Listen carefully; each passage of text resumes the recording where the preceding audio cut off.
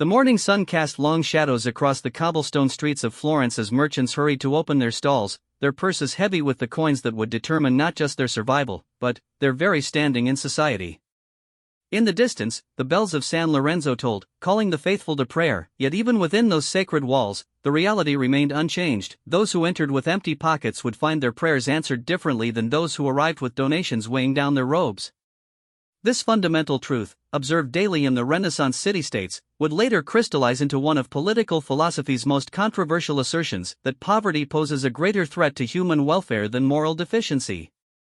The streets themselves told this story with brutal clarity. On Via de Calzaioli, the wealthy Medici supporters strutted in their silk doublets, their moral transgressions overlooked by magistrates whose own coffers they had filled. Meanwhile, in the narrow alleys behind the Duomo, honest craftsmen who had never stolen so much as a copper coin from their neighbors found themselves unable to secure guild membership, their families slowly starving despite their unwavering adherence to Christian virtue. The contrast was not merely visible, it was the very foundation upon which society operated, a system where moral purity without material means led inevitably to powerlessness, while wealth without virtue opened every door and forgave every sin. This observation, so stark in its implications, challenges the comfortable narrative that virtue naturally leads to prosperity and vice to ruin. Instead, it suggests something far more unsettling, that in the practical world of human affairs, material resources serve as the primary determinant of survival and success, while moral considerations, however, elevated in theory, often prove secondary to the harsh mathematics of economic reality. The merchant who cheats his customers but maintains his wealth continues to feed his family, secure his children's education, and influence political decisions. The honest laborer who refuses to compromise his principles may watch those same children waste away from hunger, his virtue providing neither sustenance nor shelter. The implications of this reality extend far beyond individual circumstances to reshape our understanding of power, justice, and human nature itself. When we examine history's most successful societies and individuals, we find a pattern that consistently favors those who understood wealth's paramount importance over those who placed moral considerations first. The Roman Empire, for all its celebrated virtues, was built on the pragmatic understanding that economic and military power must precede moral refinement. The greatest Renaissance princes, the most effective modern leaders, the most influential cultural figures all demonstrated an intuitive grasp of the principle that material resources provide the foundation upon which all other human achievements must rest. Yet this recognition does not constitute an abandonment of moral thinking, but rather a more sophisticated understanding of how morality functions in the real world. The wealthy individual possesses the luxury of choice, the ability to act morally or immorally based on personal preference rather than desperate necessity. The poor person, however, virtuous in intention, often finds moral choice itself to be a privilege they cannot afford. When faced with watching one's children starve or stealing bread, the moral calculus becomes not a philosophical exercise but a matter of immediate survival. The wealthy merchant can choose to be honest because dishonesty is unnecessary. The desperate father steals because honesty means death. This dynamic reveals the fundamental flaw in moral systems that fail to account for material reality. Traditional ethical frameworks often assume equal capacity for moral choice among all individuals, ignoring the ways in which economic circumstances constrain and shape available options. A moral philosophy that condemns the hungry person for stealing while praising the wealthy person for not stealing fails to recognize that these are qualitatively different moral situations. The wealthy person's restraint from theft demonstrates not superior virtue but superior circumstances. The poor person's theft indicates not inferior character but inferior options. The practical consequences of this understanding reshape how we approach questions of justice, governance, and social organization. A society that prioritizes moral exhortation over economic development will find itself populated by virtuous corpses and pragmatic survivors. Conversely, a society that establishes economic security as the foundation for moral development creates conditions where virtue can flourish precisely because it is no longer a luxury that few can afford. The most successful historical examples demonstrate this principle repeatedly. Societies that achieved widespread prosperity first, then developed sophisticated moral and cultural systems, proved more stable and humane than those that attempted to impose moral order on economic chaos. Consider the trajectory of the Dutch Republic during its golden age, where the prioritization of commercial success and wealth creation provided the foundation for unprecedented religious tolerance, artistic achievement, and intellectual freedom. The Dutch did not become tolerant despite their focus on wealth, they became tolerant because their wealth made tolerance affordable. Similarly, the Venetian Republic's emphasis on trade and profit, often criticized by moralists as corrupting, enabled a level of political stability and cultural sophistication that purely virtue-based societies never achieved. These examples demonstrate that wealth, properly understood, serves not as the enemy of morality but as its enabler, creating conditions where moral choice becomes genuine rather than constrained by desperation. This principle operates with equal force at the individual level, where personal financial security transforms the nature of moral decision-making itself. The person with adequate resources can afford to be honest in business dealings, generous to the unfortunate, and principled in political matters. Their virtue, while genuine, is supported by circumstances that make virtue practical rather than self-destructive. The financially desperate individual faces a different moral universe entirely, one where traditional virtues may lead directly to ruin for themselves and their loved ones. Their choices, whether virtuous or not, occur within constraints that the wealthy person never experiences and, perhaps never understands. The historical record provides abundant evidence for this analysis, from ancient times through the modern era. The fall of the Roman Republic occurred not because Romans became less virtuous, but because economic pressures created conditions where virtue became politically suicidal and pragmatism became necessary for survival. The rise of the Medici in Florence succeeded not because they were more virtuous than their competitors, but because they understood that financial power could purchase the appearance of virtue while actual virtue without financial backing remained powerless. The collapse of idealistic political movements throughout history typically follows the same pattern: noble intentions foundering on economic reality, while pragmatic approaches that prioritize material considerations achieve lasting success. This pattern extends beyond politics into every domain of human activity. In art and culture, the greatest achievements typically emerge from societies or periods where economic prosperity provided the foundation for creative freedom. The Renaissance flowering of art and learning required not just talented individuals but wealthy patrons who could afford to support work that served no immediate practical purpose. The scientific revolution occurred in contexts where economic development had created leisure time and surplus resources that could be devoted to investigation rather than survival. Religious and philosophical achievements, while often praised as transcending material concerns, almost invariably emerged from contexts where material needs had been sufficiently met to allow for such transcendence. The implications for contemporary society are profound and unsettling. Our moral frameworks, legal systems, and social policies continue to operate under assumptions that virtue should triumph regardless of circumstances, while practical reality demonstrates repeatedly that material conditions determine moral possibilities. We criminalize poverty-driven behavior while celebrating wealth-enabled virtue, creating a system that punishes the vulnerable for failing to achieve standards that their circumstances make impossible. Meanwhile, we fail to recognize that the most effective path to moral improvement lies not in exhortation but in economic development, in creating conditions where virtue becomes practical rather than self-destructive. This recognition does not require abandoning moral aspirations but rather grounding them in practical understanding of human nature and social dynamics.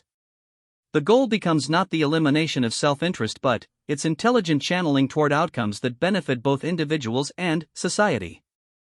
A system that acknowledges wealth's primacy while directing that acknowledgement toward productive ends achieves better moral outcomes than systems that deny wealth's importance while allowing it to operate in shadows and corruption. Transparency about material motivations enables better regulation and direction of those motivations. Denial of their existence simply ensures their operation without oversight or accountability. The merchant who openly seeks profit while operating within well-designed legal and social frameworks contributes more to human welfare than the idealist who refuses to acknowledge economic reality while inadvertently enabling exploitation and inefficiency. The political leader who understands that effective governance requires adequate resources and works to secure them transparently serves the public interest better than the leader who pretends moral purity while secretly accommodating wealthy interests. The individual who recognizes their need for financial security and works to achieve it through legitimate means demonstrates more practical wisdom than the person who suffers in poverty while maintaining theoretical moral superiority. Yet this analysis must not be misunderstood as a simple endorsement of greed or materialism. The principle that wealth matters more than morality does not mean that morality is unimportant, but rather that morality's importance depends upon material foundations that make moral choice possible. A society or individual that achieves wealth through means that destroy the possibility of future moral development defeats its own purpose. The slave trader who enriches himself while creating systems of brutality ultimately undermines the social foundations that make wealth valuable. The industrialist who profits by destroying environmental systems that sustain life undermines the biological foundations that make human society possible. The sophisticated understanding recognizes that true self-interest is long-term and encompasses the health of systems that sustain prosperity. This perspective leads not to short-sighted exploitation but to intelligent investment in infrastructure, education, social stability, and environmental sustainability, all necessary foundations for enduring wealth. The individual or society that grasps this principle achieves both material success and moral development, while those who miss it achieve neither. The key lies in understanding that immediate material concerns and long-term moral development are not opposed but interdependent, with material security providing the foundation for moral growth and moral wisdom ensuring the sustainability of material success. The workshop of Lorenzo di Marco hummed with activity as apprentices bent over their workbenches, carefully crafting the intricate metalwork that had made their master's family prosperous for 3 generations. Lorenzo himself stood at the window overlooking the bustling marketplace, his hands stained with the honest labor that had built his reputation throughout Florence. Yet as he watched the morning's transactions unfold below, a familiar unease settled in his stomach. Across the square, Benedetto Salvatore's establishment conducted twice the business despite producing inferior work, the key difference being Benedetto's willingness to use cheaper materials while charging premium prices, a practice Lorenzo's conscience would never permit. The afternoon brought confirmation of Lorenzo's fears. His largest client, the Church of Santa Maria, arrived not with the expected payment for completed work but with an apologetic explanation that funds had been redirected to Benedetto's workshop. The decision, Father Antonio explained with obvious discomfort, had been made by the bishop's treasurer, whose own accounts had recently been enriched by Benedetto's generous donation to the cathedral renovation fund. Lorenzo's superior craftsmanship and honest pricing meant nothing against his competitor's strategic generosity and political connections. As evening fell and Lorenzo calculated his accounts by candlelight, the mathematics of morality revealed their harsh logic. His adherence to fair pricing, quality materials, and honest dealing had left him unable to compete with those who viewed such considerations as luxuries they could not afford. His 3 apprentices would need to seek other employment within the month. His own family faced the prospect of moving to smaller quarters in a less respectable neighborhood. Meanwhile, Benedetto's household would expand their already substantial holdings, his children would receive the finest education available, and his influence within the guild would continue to grow. The pattern repeated itself throughout the city with mechanical precision. In the banking houses, those who maintained strict ethical standards found themselves outmaneuvered by competitors willing to charge usurious rates to desperate borrowers. In the political arena, honest merchants discovered that seats on important committees were reserved for those whose financial contributions to the right causes outweighed their moral credentials. Even within the church, positions of influence gravitated toward those whose donations spoke louder than their devotion. This reality operated according to principles that transcended individual virtue or vice. The system itself rewarded certain behaviors while punishing others, creating incentives that shaped human conduct more powerfully than any moral teaching. A merchant who consistently chose ethical behavior in an environment that rewarded unethical behavior would find himself eliminated from the competition, his ethics becoming irrelevant because his influence disappeared.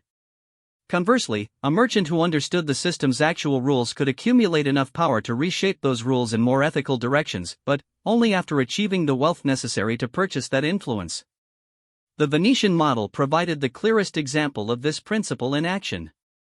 Venice had grown wealthy not through superior virtue but through superior understanding of commercial reality. Venetian merchants traded with anyone who offered profit, regardless of religious affiliation or political alignment. They innovated financial instruments that maximized efficiency rather than conforming to traditional moral categories.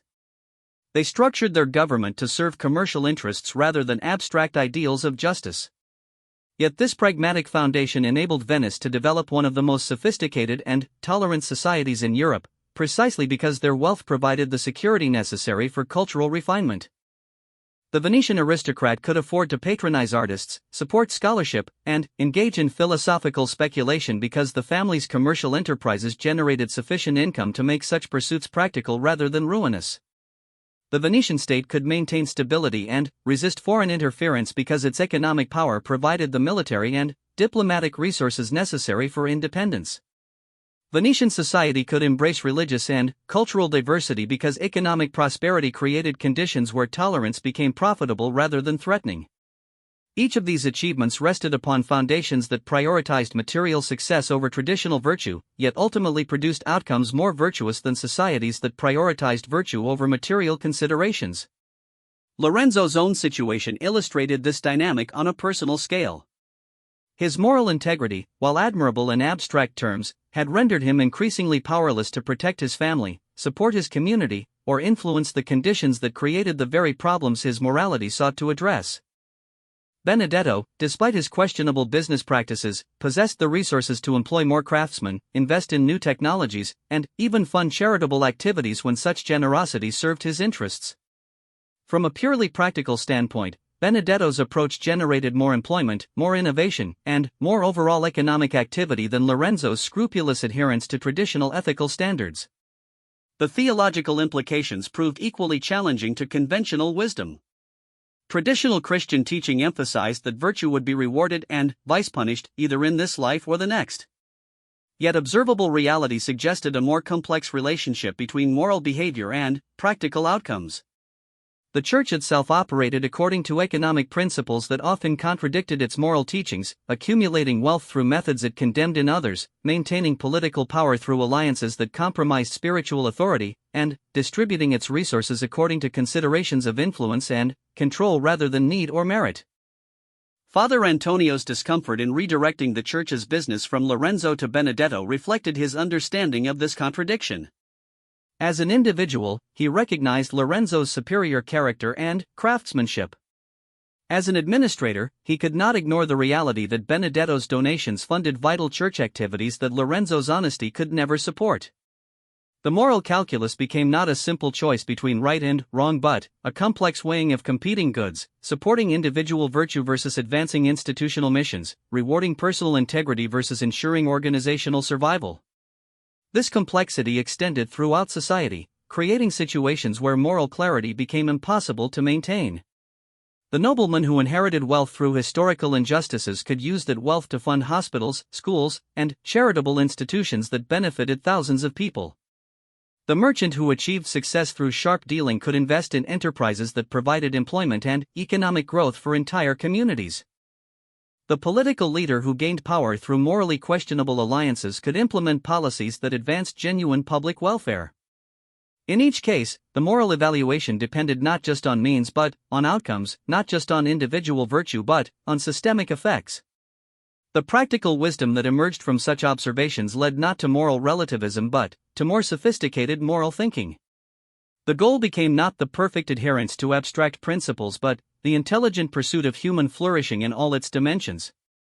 This required understanding how wealth and power actually functioned, how incentives actually operated, and how individual choices actually affected broader social outcomes. It demanded recognition that moral purity achieved through powerlessness often accomplished less good than moral compromise achieved through effectiveness. Lorenzo's own evolution illustrated this development. After months of declining business and increasing financial pressure, he began to reconsider his absolute adherence to traditional pricing and quality standards. Not from greed or corruption, but from recognition that his family's welfare and his workers' livelihoods depended upon his ability to remain competitive. He learned to distinguish between essential ethical principles and conventional practices that served no genuine moral purpose. He discovered ways to reduce costs without compromising fundamental quality, to cultivate important relationships without engaging in outright corruption, and to navigate political realities without abandoning core values. The transformation required acknowledging that his previous approach, while morally satisfying, had been practically naive. His competitors succeeded not because they were inherently more corrupt but because they understood aspects of reality that his moral framework had discouraged him from recognizing. Success required not abandoning ethics but integrating ethical considerations with practical understanding of how social and economic systems actually operated. This integration proved more demanding than either pure idealism or pure cynicism, requiring constant judgment about when compromise served larger purposes and when it merely served selfish interests. The broader social implications became equally clear. Societies that demanded impossible moral standards from their members created incentives for hypocrisy and corruption, as individuals learned to maintain appearances while pursuing forbidden but necessary goals. Societies that acknowledged mixed motives and provided legitimate channels for self-interest achieved better outcomes than those that attempted to eliminate self-interest through moral exhortation. The most successful communities learned to harness individual ambition for collective benefit rather than pretending that individual ambition did not exist. Venice again provided the instructive example. Venetian law explicitly recognized that merchants would pursue profit and structured legal frameworks to channel that pursuit towards socially beneficial outcomes. Rather than condemning commercial ambition, Venetian society celebrated it while regulating its expression. Rather than demanding that traders prioritize abstract justice over practical success, Venice created systems where practical success and social justice aligned. The result was a society where individual prosperity and collective welfare reinforced each other rather than competing. This approach required abandoning the comfortable fiction that virtue and success naturally coincided while maintaining commitment to outcomes that served both individual and social well-being. It demanded understanding that human nature included both selfish and altruistic impulses, both moral aspirations and material needs, and that effective social organization must accommodate rather than deny this complexity. Most importantly, it required recognizing that the choice was not between morality and wealth but between intelligent approaches to both and naive approaches to either. The evening bells of San Lorenzo reminded Lorenzo of prayers he had learned as a child, prayers that asked for daily bread and protection from temptation. As he now understood, these requests acknowledged the fundamental human need for material security alongside spiritual guidance. The prayer did not ask for wealth without merit or success without effort, but neither did it assume that virtue alone would provide sustenance. It recognized that human beings required both material foundation and moral direction, and that wisdom lay in understanding how to achieve both rather than choosing between them. The great hall of the Palazzo Medici echoed with the sounds of celebration as Florence's most influential citizens gathered to honor the completion of Cosimo's latest architectural commission. Tapestries from Flanders adorned the walls, their rich colors illuminated by countless candles whose light danced across gold and silver vessels displaying the wealth that had made such magnificence possible. Yet beneath the splendor lay calculations of power and influence that would determine the fate of republics and kingdoms across Europe. Every gesture of hospitality, every artistic choice, every conversation served multiple purposes in a grand design where aesthetic beauty and political necessity merged into a single, coherent strategy. Cosimo de' Medici moved through the gathering with the careful grace of a man who understood that every interaction carried consequences extending far beyond the immediate moment. His conversation with the Venetian ambassador was simultaneously a discussion of artistic patronage, a negotiation of trade agreements, and a subtle exploration of military alliances. The generous gift he presented to the papal legate served as both religious devotion and diplomatic investment, ensuring favorable consideration for Florentine interests in future church decisions. Even his choice of wine demonstrated sophistication that enhanced Florence's reputation, while the vintage's rarity subtly emphasized the resources that made such displays possible. The evening's entertainment featured a performance by the city's finest musicians, their artistry made possible by regular patronage from the Medici Bank. The composer who had arranged their program owed his education to a Medici scholarship, his instruments to Medici commissions, and his reputation to performances in Medici halls. Yet this patronage system created value that extended far beyond individual benefit. The musicians' excellence enhanced Florence's cultural prestige, attracting artists and scholars from throughout Europe. The composer's innovations influenced musical development across the continent. The performance itself served as advertisement for Florentine sophistication that facilitated commercial and diplomatic relationships essential to the city's prosperity. This integration of cultural achievement with practical advantage exemplified the principle that wealth, properly employed, generated benefits that transcended its material origins. The Medici banking fortune, built through careful attention to commercial profit and political advantage, enabled cultural investments that would have been impossible under any purely idealistic approach to human organization. Lorenzo the Magnificent's later patronage of Michelangelo, Leonardo, and countless other artists required financial resources that could only be accumulated through precisely the kind of practical understanding of wealth and power that moralists traditionally condemned. The philosophical implications challenged traditional distinctions between spiritual and temporal concerns.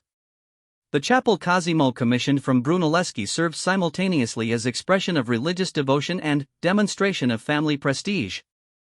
Its architectural innovations advanced artistic knowledge while its construction provided employment for numerous craftsmen.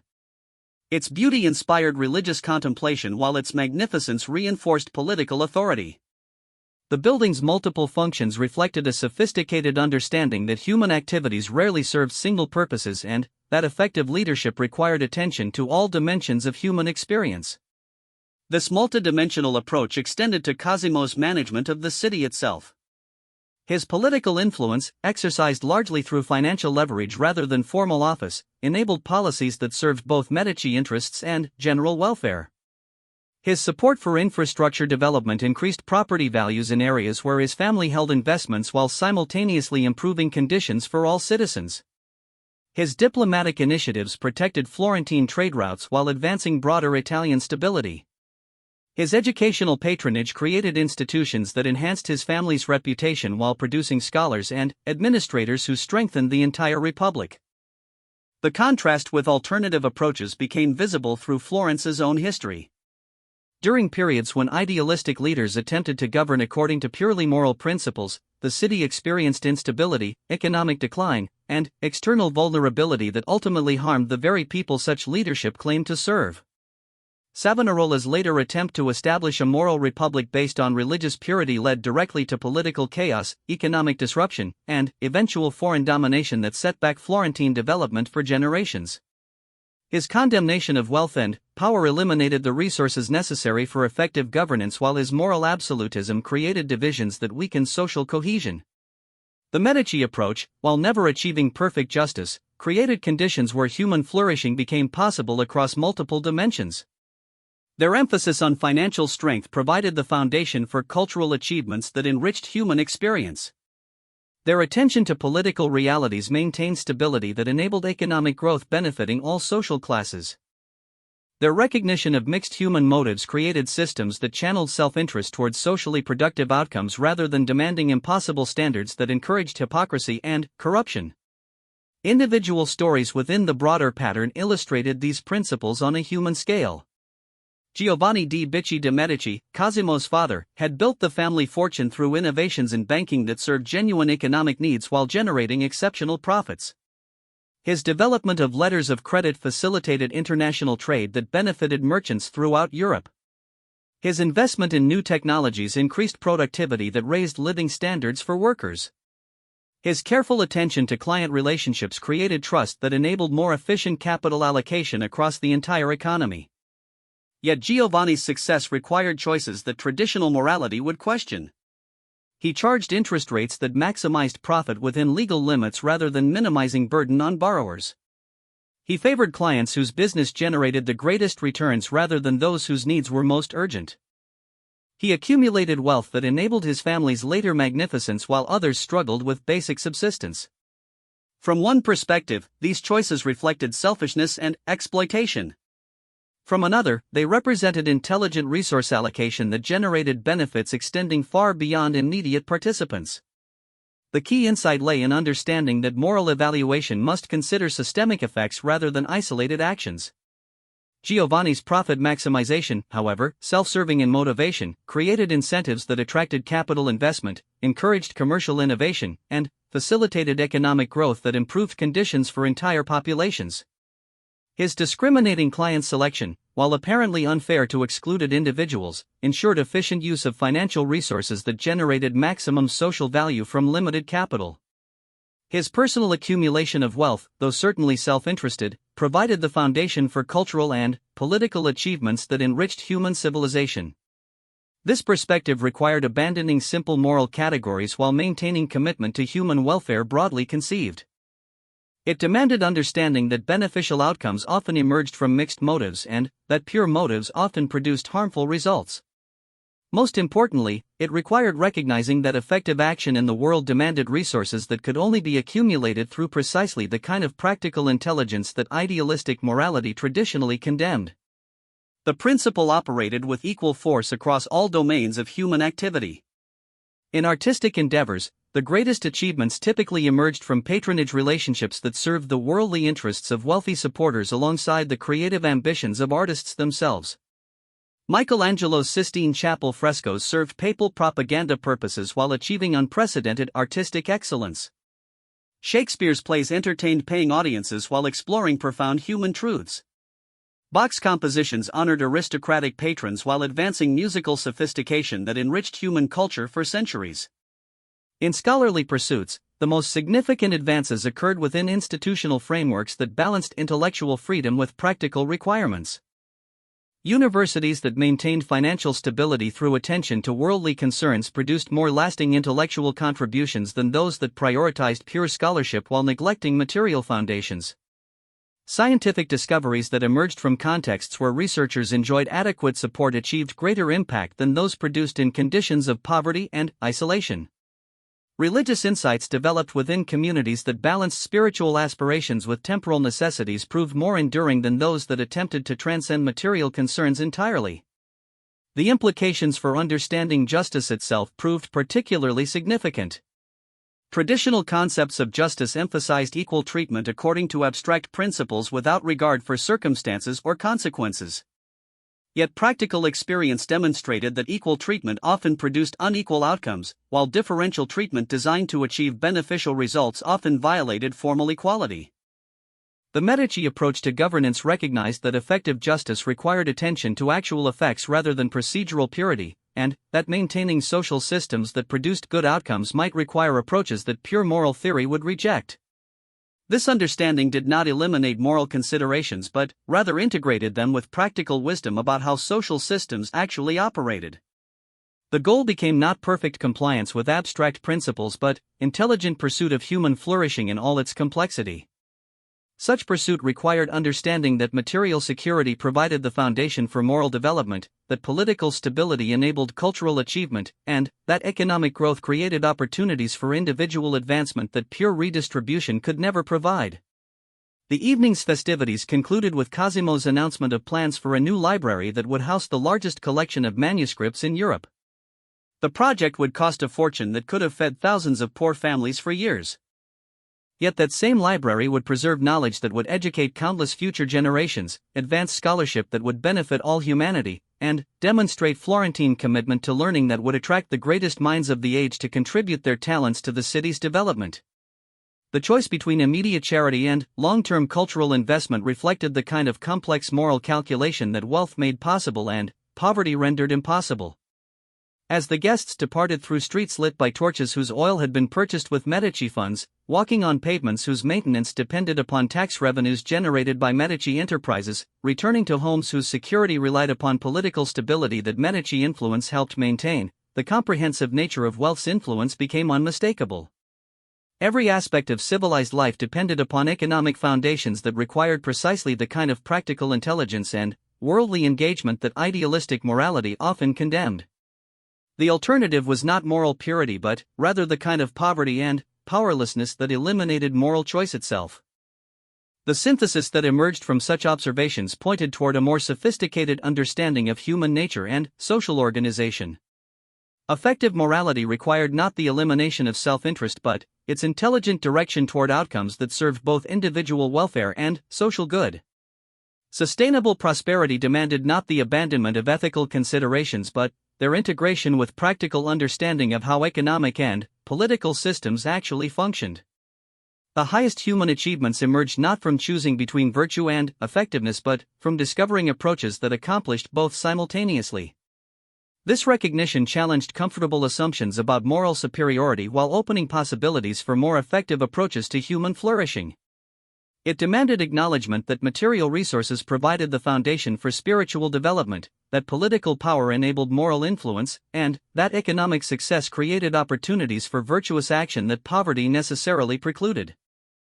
Most fundamentally, it required understanding that the choice facing individuals and societies was not between morality and wealth but between naive approaches to both and sophisticated integration of practical intelligence with ethical aspiration. The bells of midnight tolled across Florence as Cosimo reviewed the evening's accomplishments in his private study, surrounded by books whose acquisition had required the same careful attention to practical advantage that governed all his enterprises.